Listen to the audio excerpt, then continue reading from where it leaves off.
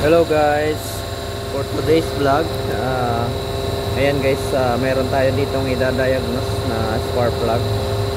Ayan, tingnan nyo guys, ano yung pagkakaiba nito.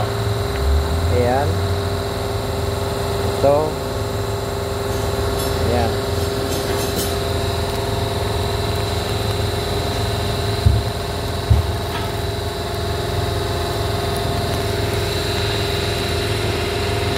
Sa tingin nyo guys, alin yung mahina yung coil dito?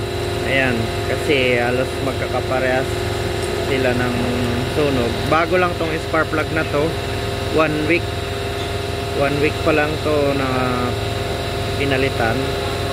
Tapos mayroon siyang vibration. So ang ano ko dito, may mahinang ignition coil. So titingnan natin dito sa mga spark plug kung alin talaga dito yung mahina. Ayan, ito medyo okay naman yung sunog niya. Tapos ito number 424, ayan, okay naman siya. So para sa akin ito mahina to. Ayan, alisin natin yung flash para makita natin maigi. Ayan. So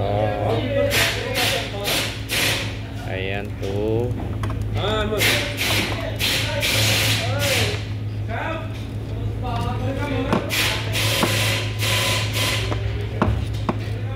Ito parang walang masyadong sunog dito. Itong isa number 6. Yan guys, number 6 yung mahina ito. Tingnan nyo, kung obserbahan nyo yung kanyang tip. Ayan yung pinaka tip nya. Wala siya.